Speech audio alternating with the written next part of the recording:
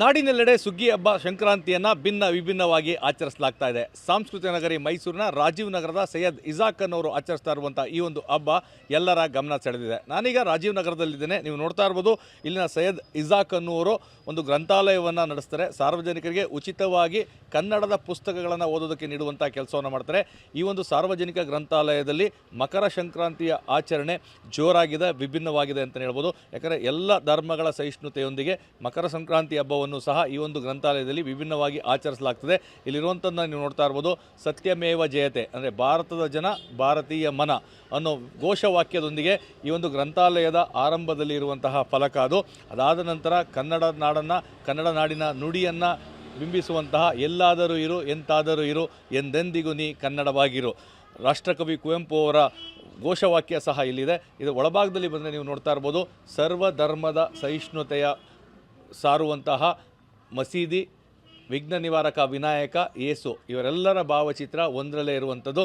ಕೆಳಭಾಗದಲ್ಲಿ ಬಂದರೆ ಮಹಾತ್ಮ ಗಾಂಧಿಯವರ ಫೋಟೋ, ಹಾಗೆ ಬಾಬಾ ಸಾಹೇಬ್ ಡಾಕ್ಟರ್ BR ಅಂಬೇಡ್ಕರ್ ಅವರ ಭಾವಚಿತ್ರ, ವರ್ನಟ ಡಾಕ್ಟರ್ ರಾಜ್ಕುಮಾರ್, ಪುನೀತ್ ರಾಜ್ಕುಮಾರ್ ಸೇರಿದಂತೆ ಸಾಕಷ್ಟು ಜನರ ಭಾವಚಿತ್ರಗಳು ಇಲ್ಲಿ ಎಲ್ಲರ ಗಮನವನ್ನು ಸೆಳೀತವೆ. ಸರ್ ಎಂ ವಿಶ್ವೇಶ್ವರಯ್ಯ ಇರ್ಬೋದು, ಸರ್ವಪಳ್ಳಿ ರಾಧಾಕೃಷ್ಣ ಅವರು ಇರ್ಬೋದು, ರವೀಂದ್ರನಾಥ ಠಾಗೂರ್ ಅವರು, ಅಬ್ದುಲ್ ಕಲಾಂ ಅವರು, ಭಗತ್ ಸಿಂಗ್, ಸುಭಾಷ್ ಚಂದ್ರ ಬೋಸ್, ಅದೇ ರೀತಿಯಾಗಿ ವಿವೇಕಾನಂದ, ಟಿಪ್ಪು ಸುಲ್ತಾನ್, ನಾಲ್ವಡಿ ಕೃಷ್ಣರಾಜ ಒಡೆಯರ್, ಹೀಗೆ ಎಲ್ಲರ ಒಂದು ಭಾವಚಿತ್ರಗಳು ಸಹ ಈ ಒಂದು ಗ್ರಂಥಾಲಯದಲ್ಲಿವೆ. ಮತ್ತು ನೀವು ಆ ಪುಸ್ತಕಗಳ ರಾಶಿಯನ್ನು ನೋಡಿದ್ರು ಸಹ ಆ ಪುಸ್ತಕದಲ್ಲೂ ಸಹ ಯಾವುದೇ ರೀತಿಯಂಥ ಭೇದ ಭಾವವನ್ನು ಮಾಡೋದಿಲ್ಲ. ಉರ್ದು ಪುಸ್ತಕಗಳು ಸಹ ಇಲ್ಲಿ ಸಿಗ್ತವೆ.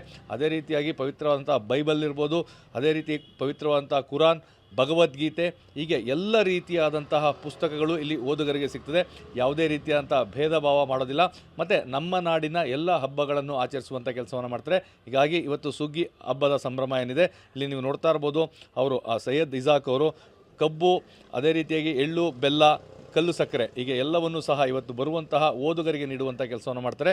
ಈ ಮೂಲಕವಾಗಿ ಭಾವೈಕ್ಯತೆಯ ಸಂಕ್ರಾಂತಿ ಹಬ್ಬವನ್ನು ಆಚರಿಸುವಂಥ ಕೆಲಸವನ್ನು ಮಾಡ್ತಾರೆ. ಇವತ್ತು ಬೆಳಗ್ಗೆಯಿಂದ ಸಂಜೆವರೆಗೂ ಯಾರೇ ಓದುಗರು ಬಂದರೂ ಸಹ ಅವರೆಲ್ಲರಿಗೂ ಸಹ ಸುಗ್ಗಿ ಹಬ್ಬದ ಸಂಭ್ರಮದ ಒಂದು ಸವಿಯನ್ನು ಉಣಬಡಿಸುವಂಥದ್ದು, ಮತ್ತು ಅವರಿಗೆ ನಮ್ಮ ಭಾವೈಕ್ಯತೆಯನ್ನು ಸಾರುವಂಥದ್ದು, ಭಾರತೀಯರ ಮನ ಎಲ್ಲ ರೀತಿಯಲ್ಲೂ ಸಹ ಒಂದು ಎನ್ನುವ ಸಂದೇಶವನ್ನು ಸಾರುವಂಥ ಕೆಲಸವನ್ನು ಮಾಡ್ತಾರೆ. ಹೀಗಾಗಿಯೇ ಸುಗ್ಗಿ ಹಬ್ಬದ ಸಂಭ್ರಮ ರಾಜೀವ್ ನಗರದ ಸೈಯದ್ ಇಸಾಕ್ ಅವರ ಈ ಗ್ರಂಥಾಲಯದಲ್ಲಿ ವಿಶೇಷವಾಗಿ ಆಚರಿಸ್ತಾ ಇದೆ. ಸೈಯದ್ ಇಸಾಕ್ ಅವರು ನಮ್ಮ ಜೊತೆಗಿದ್ದಾರೆ. ಸರ್, ಮೊದಲನೇದಾಗಿ ತಮಗೆ ಸಂಕ್ರಾಂತಿ ಹಬ್ಬದ ಶುಭಾಶಯಗಳು. ತಾವು ಇವತ್ತು ಎಳ್ಳು, ಬೆಲ್ಲ, ಕಬ್ಬು, ಕಲ್ಸಕ್ಕರೆಯನ್ನು ನೀಡಿ ಸಂಕ್ರಾಂತಿಯನ್ನು ಆಚರಿಸ್ತಾ ಇದ್ದೀರಾ. ಎಲ್ಲದಕ್ಕಿಂತ ಮೊದಲು ಕರ್ನಾಟಕದ ಕನ್ನಡಿಗರಿಗೆ ನನ್ನ ತುಂಬ ಹೃದಯದಿಂದ ವಂದನೆಗಳು ಸಲ್ಲಿಸ್ತೀನಿ. ಮತ್ತು ಇವತ್ತು ಮಕರ ಸಂಕ್ರಾಂತಿ ಹಬ್ಬದ ಆರ್ಥಿಕ ಶುಭಾಶಯಗಳು ಕೋರುತ್ತಾ, ನಾಡಿನ ಎಲ್ಲರಿಗೂ, ಪ್ರಪಂಚದ ಮೂಲೆ ಮೂಲೆಯಲ್ಲಿರಲಿ ಕರ್ನಾಟಕದ ಕನ್ನಡಿಗರು ಎಲ್ಲರಿಗೂ ಈ ಹಬ್ಬ ಒಳ್ಳೇದು ಮಾಡಲಿ ಅಂತ ಶುಭಾಶಯಗಳು ಕೋರ್ತೀನಿ. ಇವತ್ತು ಎಳ್ಳು ಬೆಲ್ಲ ಎಲ್ಲ ಕೊಡ್ತಾ ಇದ್ದೀರಾ? ಇವತ್ತು ಎಷ್ಟು ಜನ ಬರ್ತಾರೆ ನಮ್ಮ ಗ್ರಂಥಾಲಯಕ್ಕೆ, ಎಲ್ರಿಗೂ ಎಳ್ಳು ಬೆಲ್ಲ ನಾವು ಕೊಟ್ಕೊಂಡು ಬರ್ತಾ ಇದ್ದೀವಿ.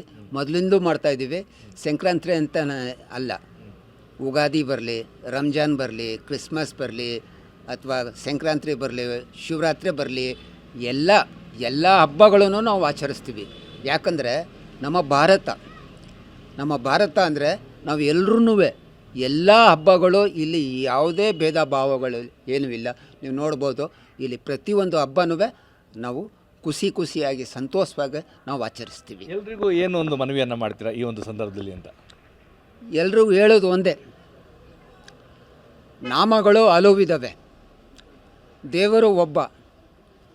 ಹಾಗೆ ಪ್ರತಿಯೊಬ್ಬರೂ ಒಳಗಿರೋ ಮನಸ್ಸು ವಿಷಾನ ತೆಗ್ದೆಸಿರಿ ಎಲ್ಲರೂ ಒಂದಾಗಿ ಬಾಳಿ. ನನ್ನ ಧರ್ಮ ದೊಡ್ಡದು ಅಂತ ತಿಳಿಬೇಡಿ ಯಾವತ್ತೂ. ಎಲ್ಲ ಧರ್ಮಗಳು ದೊಡ್ಡವೇ. ನಾವು ಯಾವ ಧರ್ಮದಲ್ಲಿ ಹುಟ್ಟಿದ್ದೀವಿ ನಾವು ಅದನ್ನು ಗೌರವಿಸೋಣ. ಆದರೆ ನಮ್ಮ ಭಾರತದಲ್ಲಿ ಎಲ್ಲ ಧರ್ಮನ ಸಮಪಾಲವಾಗಿ ಪಾಲಿಸ್ಬೇಕು, ಪೂಜಿಸಬೇಕು, ನಮ್ಮ ಕರ್ತವ್ಯ. ಎಲ್ರಿಗೂ ಸಂತೋಷವಾಗಿರಬೇಕು, ಖುಷಿಯಾಗಿರಬೇಕು, ಎಲ್ಲ ಹಬ್ಬಗಳು ಆಚರಿಸ್ಬೇಕು. ಆ ಹಬ್ಬ ಈ ಹಬ್ಬ ಅಂತ ಅಲ್ಲ, ಪ್ರತಿಯೊಂದು ಯಾವುದೇ ಹಬ್ಬ ಬರಲಿ ಇಲ್ಲಿ ಸಮಪಾಲವಾಗಿ ಎಲ್ರಿಗೂ ಆಚರಿಸ್ಬೇಕು ಅಂತ ನಾವು ವಿನಂತಿಯಾಗಿ ಕಳೆಯಾಗಿ ನಾನು ನಿಮ್ಮ ಪ್ರೀತಿಯ ಸೈಯದ್ ಇಸಾಕ್ ಈ ಗ್ರಂಥಾಲಯದಲ್ಲಿ ನೀವು ನೋಡಿರ್ಬೋದು, ಸುಮಾರು ವರ್ಷದಿಂದ ನಾವು ಆಚರಿಸ್ಕೊಂಡು ಬರ್ತಾ ಇದ್ದೀವಿ, ಮುಂದಕ್ಕೂ ಆಚರಿಸ್ತೀನಿ ಜೀವ ಇರೋವರೆಗೂ. ಇದು ಸೈಯದ್ ಇಸಾಕ್ ಅವರ ಸ್ಪಷ್ಟವಾದಂಥ ಮಾತುಗಳು. ನಾವೆಲ್ಲ ಭಾರತೀಯರು ಒಂದು ಅನ್ನೋ ಸಂದೇಶವನ್ನು ಸಾರ್ತಾರೆ. ಓದುಗರು ನಮ್ಮ ಜೊತೆಗಿದ್ದಾರೆ. ಸರ್, ಈಗ ಸೈಯದ್ ಇಸಾಕ್ ಅವರ ಈ ಗ್ರಂಥಾಲಯದಲ್ಲಿ ಈ ರೀತಿ ಹಬ್ಬಗಳ ಆಚರಣೆ ಆಗಿದೆ, ಏನು ಅನಿಸುತ್ತೆ? ಇದು ತುಂಬ ಅಪರೂಪವಾದ ಒಂದು ಸ್ಥಳ ಅಂತ ಹೇಳಬೇಕು. ಬರೀ ಲೈಬ್ರರಿ ಒಂದೇ ಅಲ್ಲ, ಇಡೀ ಭಾರತನೇ ಇಲ್ಲಿದೆ ಅಂತ ಅನ್ನಿಸ್ತಾ ಇದೆ ನಮಗೆ.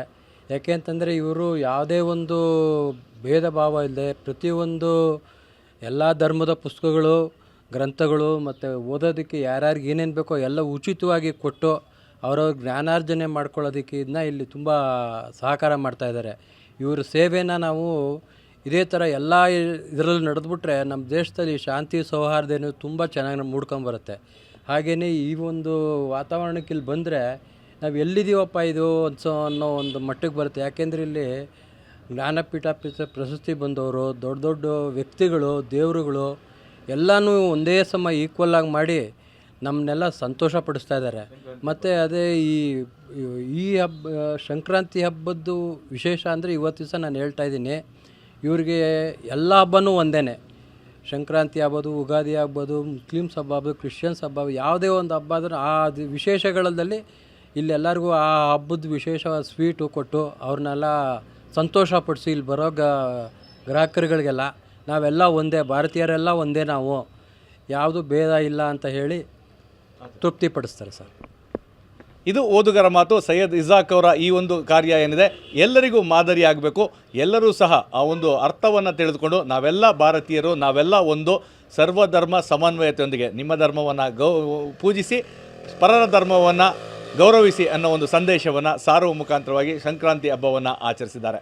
ಕ್ಯಾಮ್ರಾ ಪರ್ಸನ್ ರಘು ಜೊತೆ ರಾಮ್, TV9 ಮೈಸೂರು.